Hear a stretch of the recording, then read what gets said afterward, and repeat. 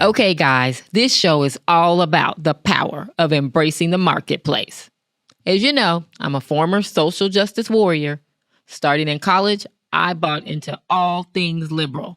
Next thing you know, I'm interning at Planned Parenthood. I become a socialist-leaning union steward and ultimately landed on the board of the ACLU. So basically, I was that girl that frustrated all you Christian conservatives.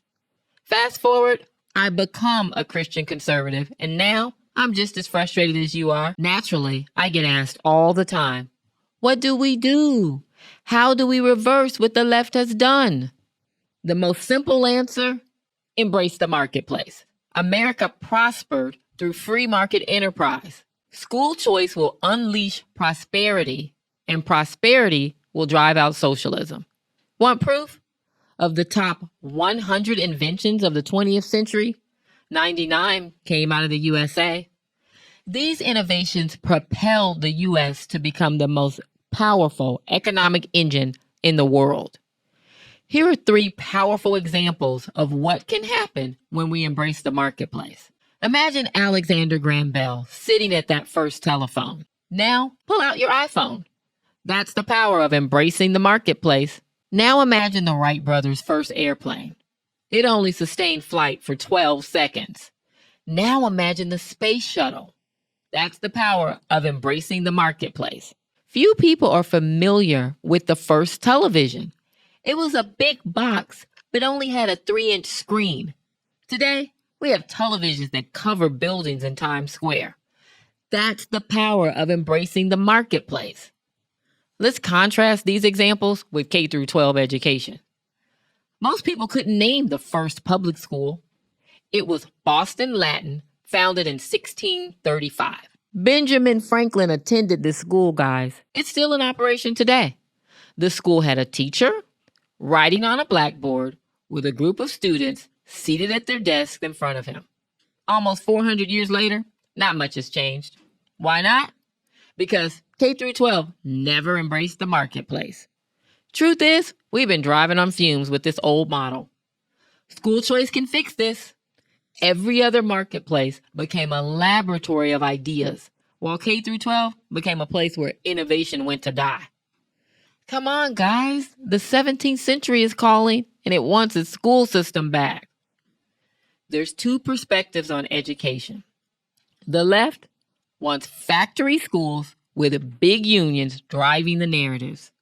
The right wants free market choices with parents driving the narrative. Most Americans agree that one size fits all isn't working. 50 million students with diverse needs deserves a buffet of K through 12 options. We take for granted all the evidence of how our lives are improved because our forefathers embraced the marketplace. That telephone went from the wall to our pockets because the telecom industry embraced the marketplace. The airplane went from the open-air 2-seater to the space shuttle because the airline industry wasn't afraid to embrace the marketplace. That television went from that 3-inch screen to your flat screen because the electronics industry was willing to embrace the marketplace. The whole world benefits from a diverse marketplace for housing, cars, food, colleges, daycares, and healthcare. So why are leftists refusing to embrace the marketplace when it comes to K through 12 education? It all comes down to one word, and that word is power. They have it and have no intention of sharing it with anyone else, including parents. To defend their territory, the left is inventing myths about school choice. Here's some popular myths you'll hear about. 1. School choice only benefits rich white families.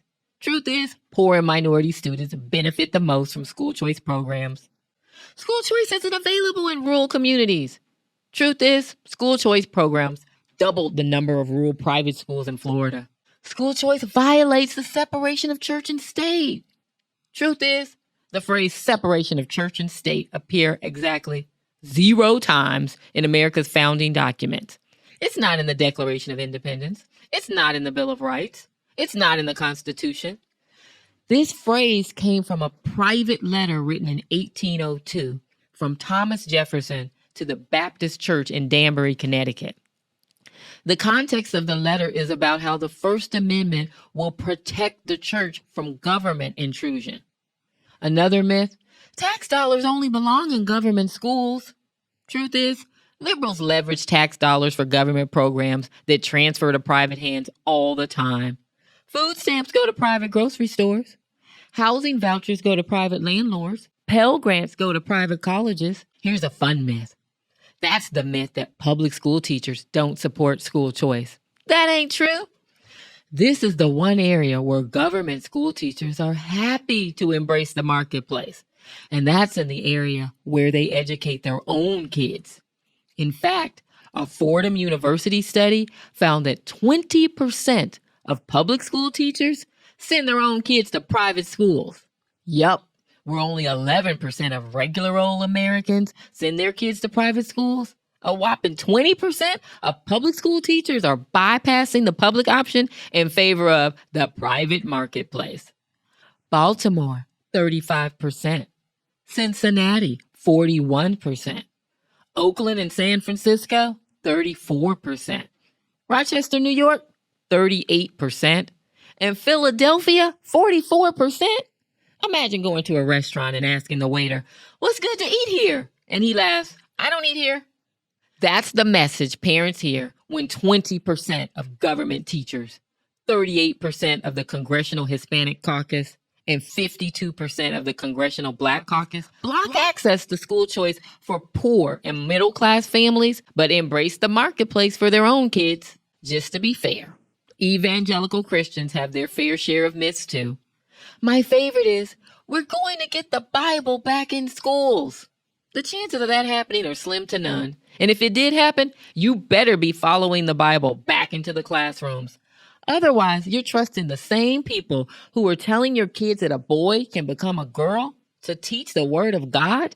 That's scary when you think about it. What if instead of embracing mythology, we embrace the marketplace? This is what it could look like.